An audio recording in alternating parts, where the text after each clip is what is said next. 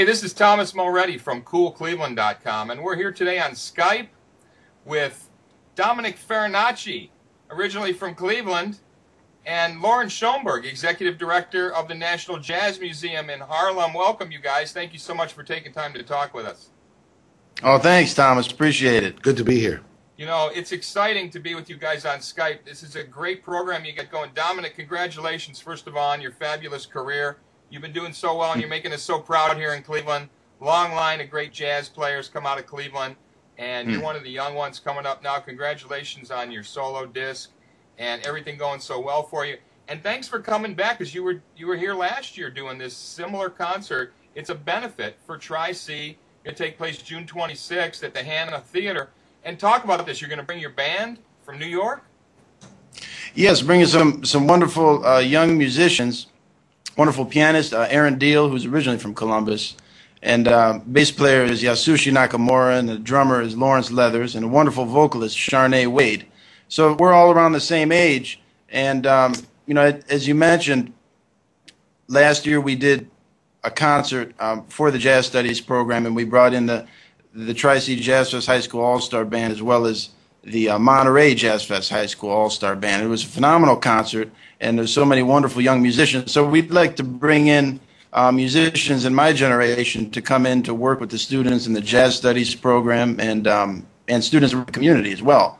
So this concert is going to be a showcase featuring these young, wonderful artists. And you came through this whole jazz prep program here at Tri-C. You went on to be accepted at the Berklee College of Music, which Tri-C has a relationship with, and students can go on to that. You ended up going to Juilliard yourself with their first jazz program. But tell me how you got hooked up with Loren and the National Jazz Museum in Harlem, because this is a really exciting collaboration here. Yes, it is. I'm really thrilled about it. It's really a part of our history, what's going to be happening in this concert. When I first got to Juilliard, my jazz history teacher was none other than Loren. So we met back in 2001 when I was just 18 years old, and I slept through most of his classes. Come on.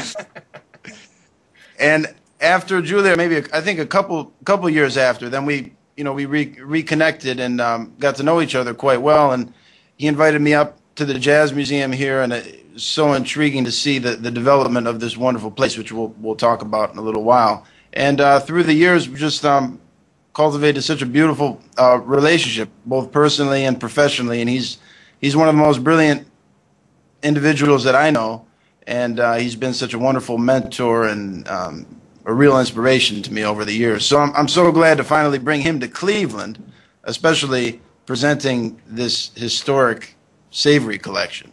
It's unbelievable. And Loren, again, thank you so much for taking time to talk to us. Of course, we have the Rock and Roll Hall of Fame and Museum here in Cleveland. That's kind of what we're known for, although we have a great jazz history here as well. But talk about the National Jazz Museum in Harlem. How did it get started? And talk about these great acetates that you came across that you're bringing to Cleveland. Well, we started the museum in 2001, and we've kind of grown into an organization that does a lot of public programming and classes and lectures. And Dom has been part of it all as an educator and as a performer. He did a concert for us. He was part of a concert at Stanford University, and he kicked off our series at the Rubin Museum of Art called Harlem in the Himalayas. So he's, a very valued member of it. And the museum is really all about engaging people. That's what it's basically about. We could talk on and on about jazz history and our programming, but what we really do is people and say that jazz is really the best entry-level point into America and Americana. So we found these recordings, over 100 hours worth of recordings that were unknown to exist. We knew that there were boxes of some stuff. What the stuff was, nobody knew. And we were after it for, believe it or not, 30 years. And finally found it about a year and a half ago. And we've transferred a lot of the material. And we're going to integrate those newly found rare recordings into the performances that I do as the old person sitting in with the young band And so that's what we're going to do. It's very exciting. I can guarantee that all you jazz fans out there, you will never have heard these recordings before. Coleman Hawkins, Lester Young, Benny Goodman, Roy Eldridge, Billie Holiday, Count Basie, all these people. It's brand new. But again, I'll just underline that they don't mean anything if they're not integrated into what's happening in 2011. And so we're turning to Dom to help us do that.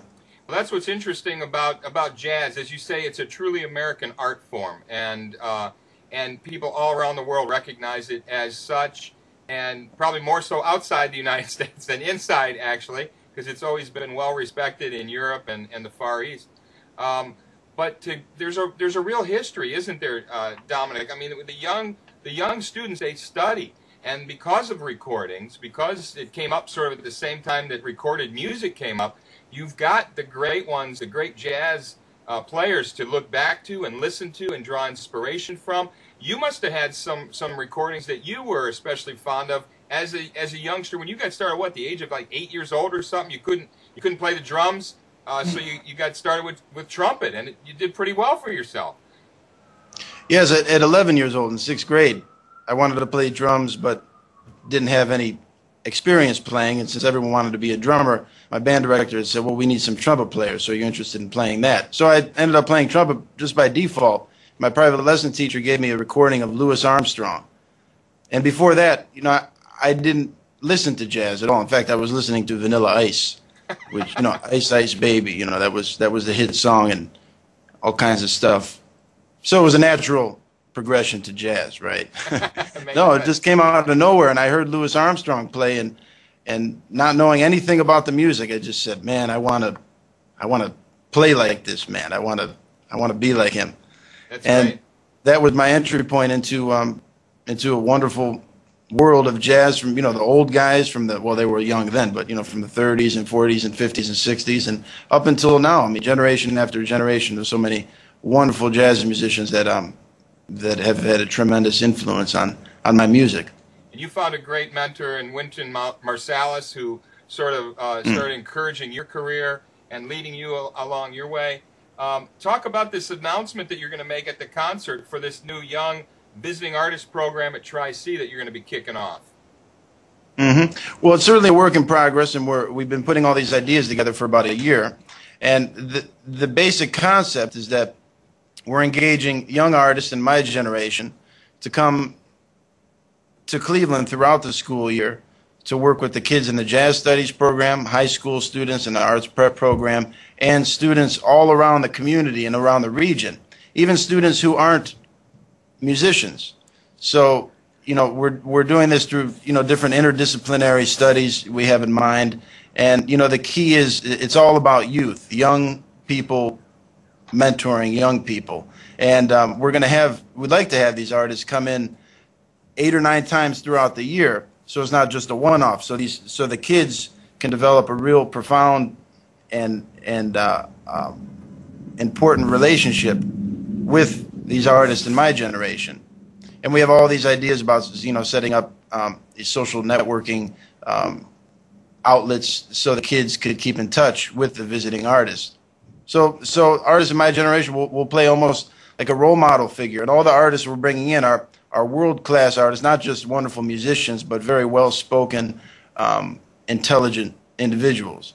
And those are the kinds of artists we like to focus on. So, right. Having said all that, throw all that out the window, the concert is going to be all about having fun, enjoying the music. It's not at all a history lesson or an educational lesson. It's just all about enjoying the music and learning about some of our works in progress here. It's going to be a great event. We were at the one last year. It's at the Hanna Theatre. Loren, we'll look forward to seeing you here in Cleveland. Thank you so much for bringing these cool acetates. We can't wait to hear how you're integrated into this program. Listening to that music, Dominic, you and your band couldn't be hotter right now. And thanks for staying in touch and doing so much for Cleveland. We really appreciate it. Thanks for taking time, you guys. We'll look forward to seeing you in Cleveland in a few weeks. Thank you very much, Thomas. Appreciate your time. Thank you. Hey, it's Thomas Mulready from CoolCleveland.com. Have a great week in Cool Cleveland.